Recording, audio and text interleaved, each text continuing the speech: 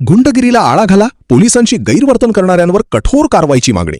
सामाजिक कार्यकर्त्या विद्या गाडेकर यांचे जिल्हा पोलीस अधीक्षकांना निवेदन.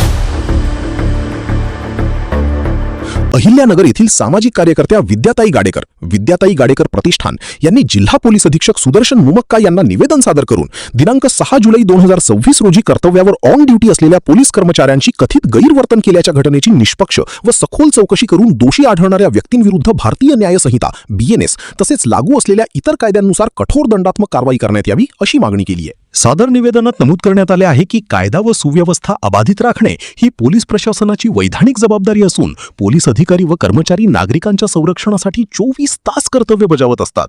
अशा परिस्थितीत कर्तव्यावर असलेल्या पोलीस कर्मचाऱ्यांशी गैरवर्तन करणे अथवा त्यांच्या शासकीय कामकाजात अडथळा निर्माण करणे ही गंभीर स्वरूपाची बाब असून अशा कृत्यामुळे कायद्याच्या राज्यावरील जनतेचा विश्वास कमी होण्याची शक्यता निर्माण होते.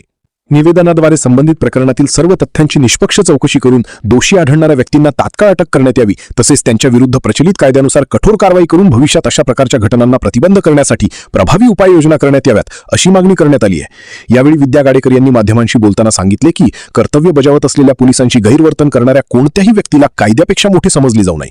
अशा घटनांमध्ये कोणताही पक्षपात न करता निष्पक्ष चौकशी होऊन दोषींवर कठोर कायदेशीर कारवाई होणे आवश्यक आहे. अन्यथा कायद्याविषयी नागरिकांच्या मनात चुकीचा संदेश जाईल.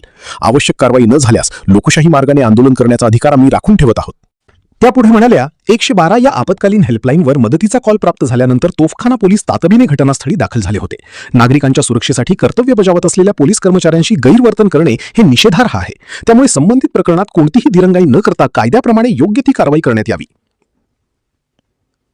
निवेदन सादर करताना विद्याताई गाडेकर प्रतिष्ठानचे कार्यकर्ते मोठ्या संख्येने उपस्थित होते.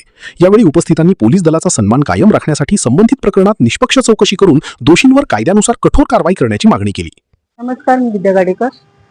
काल दिनांक 6/7/2026 रोजी पाईपलाईन रोडवरती साई कलेक्शन नावाच्या एका दुकानदाराने 112 वरती फोन केला. 112 हा नंबर सगळ्यांनाच माहिती आहे की हा तत्काळ सेवेसाठी पोलीस विभागामार्फत हा प्रसारित आहे. त्या प्रकरणामध्ये काही गुंड दरवेळेस त्या साई कलेक्शन मध्ये जाऊन कपडे घेतात आणि त्याचे पैसा त्याचा मोबदला न देता तसेच पळून जातात दमदाटी गुंडगिरी करून.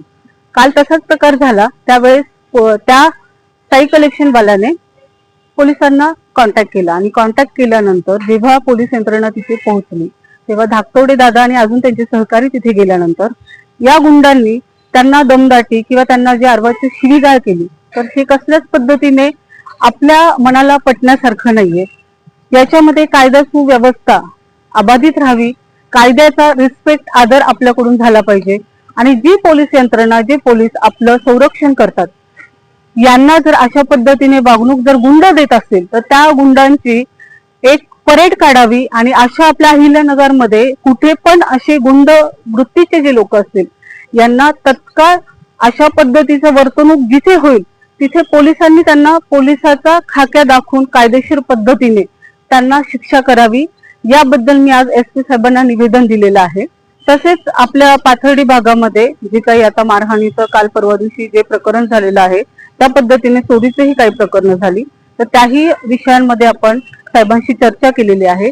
कायदा सुव्यवस्था आपणही जबाबदारीने या गोष्टींची मान मर्यादा ठेवली पाहिजे. त्याच पद्धतीने अशा ज्या घटना होतात त्याचं योग्य वेळी आपण पोलीस स्टेशनला कळवणं किंवा आपणही सहकार्य करणं हे जनतेचंही कर्तव्य आहे आणि पोलीस प्रशासन आपल्या कायम पाठीशी आहे याचा मला साहेबांनी शब्द दिला आहे. त्याच्यामुळे मी त्यांची आभारी आहे.